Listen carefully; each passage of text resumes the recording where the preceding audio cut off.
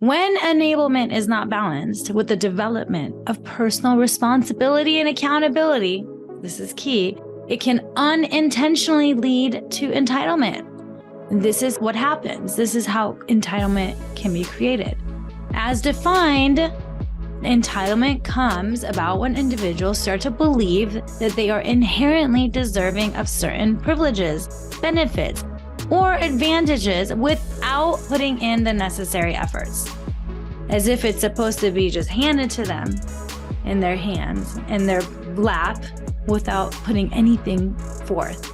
And when people consistently enable without being taught the importance of hard work, resilience, self-motivation, doing the do's, right? They begin to expect success or rewards without earning them. Welcome to the Life is a Healing Journey podcast by yours truly, Anuschka, with a C. This podcast explores how you can create a true healthy lifestyle and live your life to the fullest in the face of any circumstance by healing and balancing your mind, body, spirit. If you are someone that's been dealing with disharmony in any area of your life and you are committed to seeking harmony, this podcast is for you. Let's start healing.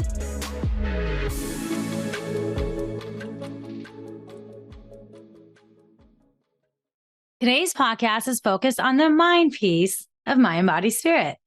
Enablement and entitlement have been coming up a ton lately, and they truly seem to have become buzzwords the last few years. They both have more than one meaning. So I want to actually define the ones that what I'm talking about just for clarity purposes. Enablement is the action of giving someone the authority or means to do something. In psychotherapy and mental health, enabling does have a positive sense of empowering individuals, but it can also have a negative sense of encouraging dysfunctional behavior. That's the enabling that I am referring to. Entitlement is the belief that one is inherently deserving of privileges or special treatment, even if that means it has not been earned. With the work I do, I truly do my best to not have a bias or a judgment.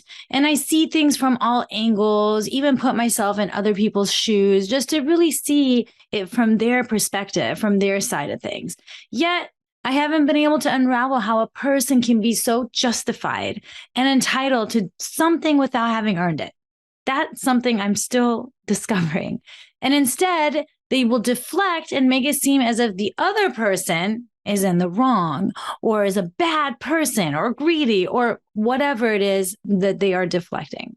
Enabling someone to behave a certain way can lead to entitlement rather than appreciation and gratitude even at times. So of course, there's that part of taking responsibility for the enablement piece and taking action to put an end to enabling the same behavior to continue. Entitlement is an unrealistic and inappropriate expectation of favorable treatment by others, and it can be viewed as a selfish quality even. So if you look at someone that's entitled, they're only seeing it from their own perspective, their own lens, their own side of things, not putting oneself in the other's place. When it comes to agreements and making agreements, both parties are responsible for sticking to their end of the agreement. And so when one party doesn't comply, the other has the right to make a new agreement because that's only fair, right? People act entitled in relationships because they are overcompensating for the most part, for not getting or never getting what they want, or are comfortable in always getting what they want. And so it's just become a certain way of being. And they get surprised when it doesn't happen, as if it's, again, they're entitled to it. When enablement is not balanced with the development of personal responsibility and accountability, this is key, it can unintentionally lead to entitlement. This is what happens. This is how entitlement can be created. As defined, Entitlement comes about when individuals start to believe that they are inherently deserving of certain privileges, benefits, or advantages without putting in the necessary efforts, as if it's supposed to be just handed to them in their hands, in their lap, without putting anything forth. And when people are consistently enabled without being taught the importance of hard work, resilience, self-motivation, doing the do's, right? They begin to expect success or rewards without earning them. In response, this is what creates the sense of entitlement, wherein these individuals feel entitled to receive the special treatment, recognition, or rewards simply because they exist or because they have been enabled in the past, really. And so for them, it's become a pattern and it's their habitual way of being. And it's just, this is just how it is. I don't need to do any work to get what I want, right? And that's what becomes their way of living. Entitlement can manifest in various ways, such as demanding preferential treatment, feeling resentful when faced with challenges, or refusing to take responsibility for their actions. Yes, that is a big one. And instead of taking responsibility, again, deflecting, turning it around on the other person, blaming someone else for whatever it is that they are not getting, because they are supposed to get, they're entitled to get it, right? It can prevent personal growth, damage relationships, and create a sense of entitlement that is completely unsustainable in the long run. And to have a balance between enablement and entitlement, it is essential to create an environment that promotes both support and accountability. This is possible when the importance of personal effort and contribution is focused on. A clear spoken expectation or expectations are communicated and constructive feedback is provided. Encouraging individuals to take ownership of their actions and acknowledging the value of hard work can truly help prevent entitlement from taking root. Otherwise, it becomes the way of being. Enablement can also be positive when individuals are given the necessary tools, resources, and opportunities to achieve their goals or fulfill their needs. Enablement doesn't always mean negative, right? It's enabling and providing the necessary resources and really guiding them to really take it on in an empowering way. Because it can be empowering as it encourages people to be more self-sufficient, confident, and capable in various aspects of their lives, to be independent. Most times, this begins at a very young age. That's why there is a fine line between enabling and encouraging kids to follow their intuition and guiding them as parents. There's that fine line. How much are you going to enable and encourage them to follow their intuition versus guiding them as parents? It's why they say behind every entitled child is an enabling parent. When you constantly allow kids to do only what they want to do, when their brains aren't even fully developed until the age of 25, you're actually disempowering them and creating a crutch for them. This crutch has them depend on others. And it actually is a disservice to them as it's setting them up for failure in the future when they're in the real world of adulthood, especially when they are not being pushed to be the best versions of themselves. They instead become entitled individuals, and they bob and weave through the way of life, really skillfully and cleverly, in large part because those around them allow it to happen. And many times parents aren't even aware. They think they're doing the best for their child. That's truly what it is. I'm doing everything I can to be the best for my child. And as I said, there is a fine line because it is essential they learn to follow their own inner guidance as well, while also guiding them and, yes, pushing them to go outside of their comfort zone to be the best they can be, while not making them feel they're not good enough. Because they're, again, fine line, right? There's so much right there. And they may cry or they may get angry. Yet as parents, you know what's best for your child's growth more than they can even imagine. They haven't developed to that extent to fully know what's possible. For instance, take a very lovely, normal, hardworking mother or father trying to do the right thing for their child. And then they'll do completely irrational things like debate with their kid's teacher, call their child's university professor to see about bumping up the grades, corner their kid's sports coach about more playtime, dive in to save or defend their child without the child even making any effort or standing up for themselves, which actually teaches them that they can't do it. It makes them dependable on that parent rather than independent and learning to stand up for themselves. Again, there is a fine line. Parenting is not easy and probably not for everyone. I almost feel like people should take a test to become parents, although being a parent becomes a really big test from what I hear. I personally have a huge passion for healing childhood trauma, and I'm sure one day in the future, I'll be working with children as well, because I have so much passion for healing whatever traumas, either major or minor, right? Because I know how delicate we are as children and how easily children are moldable, unlike adults who have become set in their ways. Of course, you can always change your ways in adulthood too, so don't think you can't. It just takes a bit more effort and commitment to doing so, and being open, of course, as well. Now, whether having had major trauma like molestation, rape, death of a loved one at a young age, or minor traumas, doesn't matter. I always say you can fill a bottle up with a bunch of big rocks or sand. It's just going to take a lot more sand grains to fill up that bottle. Yet, when suppressed or repressed over a period of time, self-love goes out the door and insecurity takes over, which then create the need to prove oneself what they're lacking within. So it doesn't matter what trauma looks like for each person, it's different. For instance, when a child grows up seeking love and value, because maybe they haven't received that from a parent, whether mother or father, from a relation, and then they're seeking the love and value from a relationship in their adult life, believing they're not lovable due to these childhood experiences. So then they become people pleasers, saviors, protectors, and so forth, always giving and going over and beyond, and even doing things out of obligation or feeling forced, and even manipulated using guilt trips and gaslighting.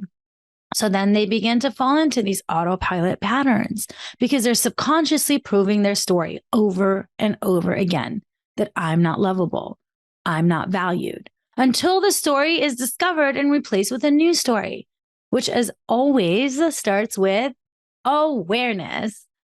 I had the story of I'm not lovable, I'm not important, and my voice doesn't matter. It was all collapsed together. All of it was just all collapsed. Of course, they each have their own different story, and it's all rooted in the same thing, right?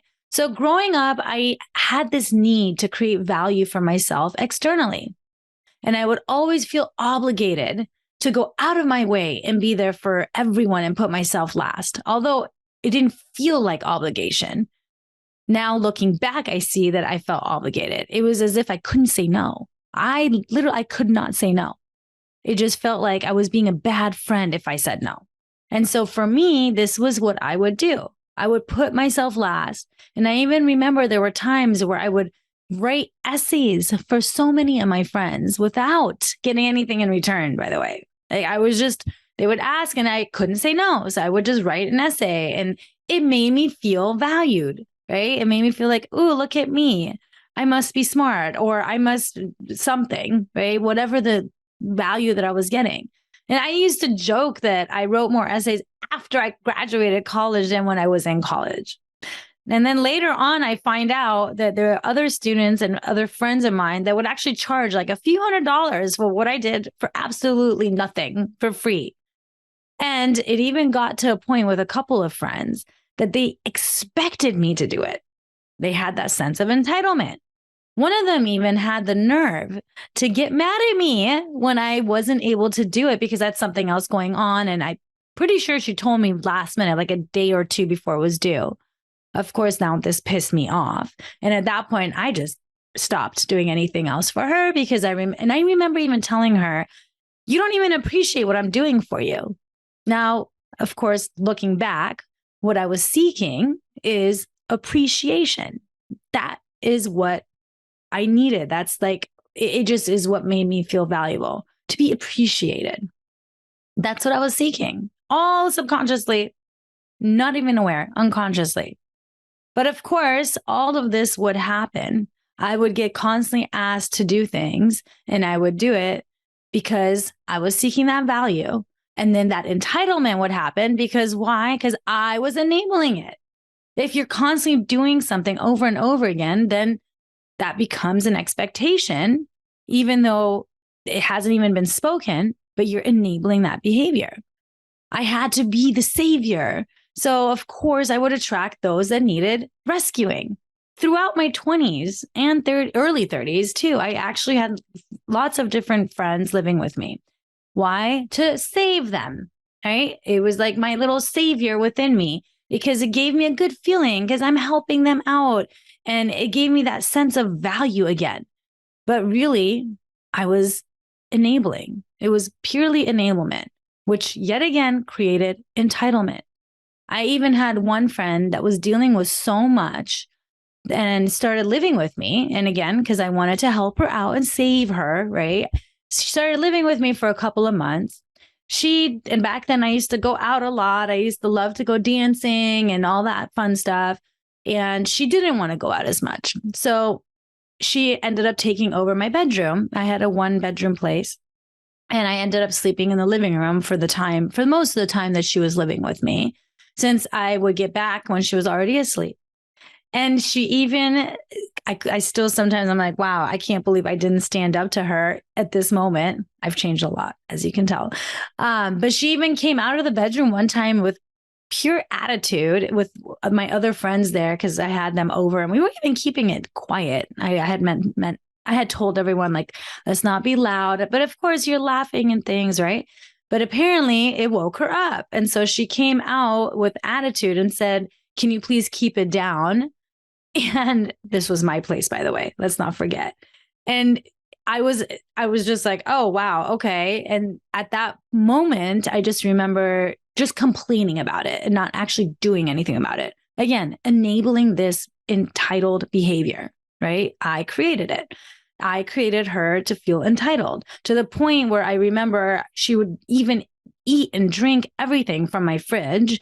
And I was constantly the one purchasing everything. She never contributed, right? So that really shows you how entitled this person had become because, again, I enabled it. I never set up any boundaries or agreements to begin with. I remember I finally had to tell her to leave and give my key back. I mean, it took a lot of courage for me because, again, I'm a savior, right? Need to be the good friend. And so it took a lot for me to actually tell her to leave. And I became the evil one for doing so. More entitlement, where she literally didn't want to talk to me for, I don't even remember, she just stopped talking to me. And then, of course, I felt like I was being taken advantage of or even betrayed. Although that might have been the case to some extent, of course, right? Some people see this as like an opportunity, again, unconsciously, subconsciously, a lot of times. Maybe some do it consciously. I'd like to not think that way, but they will take advantage of these situations. Looking back, I now take responsibility for having enabled this behavior by not, again, having set those boundaries and agreements to begin with. She did actually come back several years later when she got everything together. She got her shit together and thanked me a ton for helping her out during a really tough time in her life and said no one had been there for her the way I was. So, of course, I ended up getting that external validation, which was all like what I was after subconsciously, right? I mean, it's ridiculous. Even though looking back, if I were to do that again, it would look so differently. this happened again, and we have patterns, right? Our life will repeat itself. The universe will provide more and more until you finally snap out of it and wake up. Because this happened several other times with more friends. And I even remember playing victim and complaining to other really close friends about not being appreciated for what I'm doing. Looking back, it is now clear to me I was going over and beyond with this expectation, an unspoken expectation to be appreciated, valued, and loved. This took several years to unravel, by the way, not just overnight. So if this sounds like you, this might be your wake-up call to really see if you're enabling such behaviors. And by the way, I'm still dealing with one situation that I enabled years ago. And that sense of entitlement is so strong that has me speechless. It's actually why I decided to do this episode, because I realized I created the mess that I'm still in today. And I have taken responsibility for enabling it. And I'm still working on resolving it as we speak without being sucked into any guilt trips. And it's going to take some work, right? Because it's been a long time, many years. Yet here we are now. So really take a look at these different ways of being towards other people. Because if someone is acting entitled towards you, look back and see, have you enabled them? I am still loving, by the way. It's not like I'm not willing to do things for people that I love. I am still a loving person, and I still will support and empower those close to me. And I will do so from my heart and not to seek value. I will say no if my intuition says no. And I will say yes if it says yes. I no longer have a fear of saying no to people. It's very simple. It's like, nope, it's a no for me. And that's that. And of course, if it's a yes, I will have that conversation to create those boundaries and agreements first and foremost before moving forward in any way, to make sure we set up these expectations rather than having unspoken expectations, because it's about supporting and empowering, not helping. I don't believe in helping. Helping, right, to me is actually a bit disempowering, right? And it's actually why I never say I help clients. I immediately, if someone says, are you helping people? I'm like, I support, I empower, right? Because it's disempowering to say helping someone as if they can't do it themselves. Yes, there are times that people do need help, especially kids, right? Or even myself, every time I've had surgery, because of course I can't move or I can't pick things up, that's different. In those cases, there are people helping me because I can't do it myself. Now, though, I use the words support, empower, or guide, and not just with clients, by the way. In general, it's all about how can I support you? How can I empower you? Do you need support, right? Rather than going about it with the word help.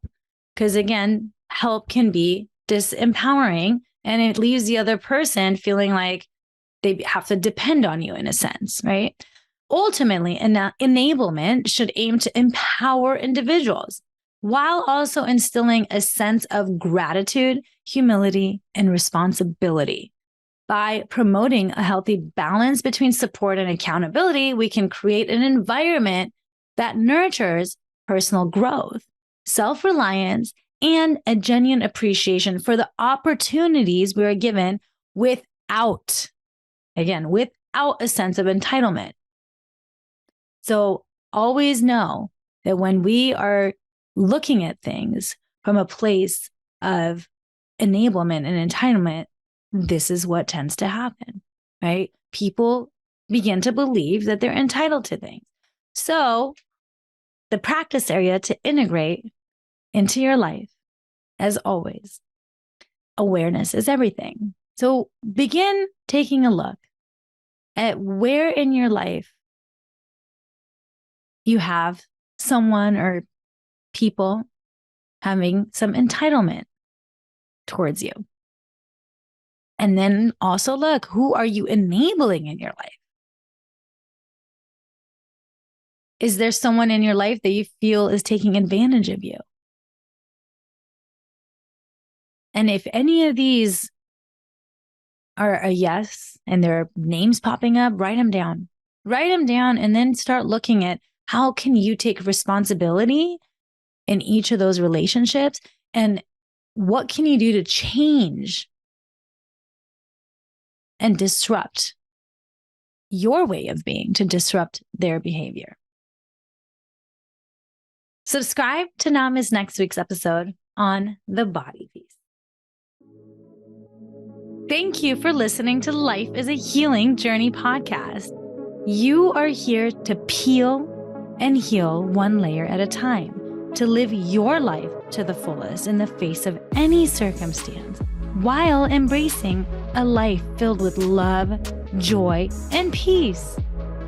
If you are in disharmony in any area of your life and truly desire to be in harmony and committed to elevating your health and well-being, I'm one click away. Find me at healingwithanuschka.com. And remember, that's Anuschka with a C. And if you like what you heard, please subscribe and share this podcast with your loved ones. Get your healing on. Until next time.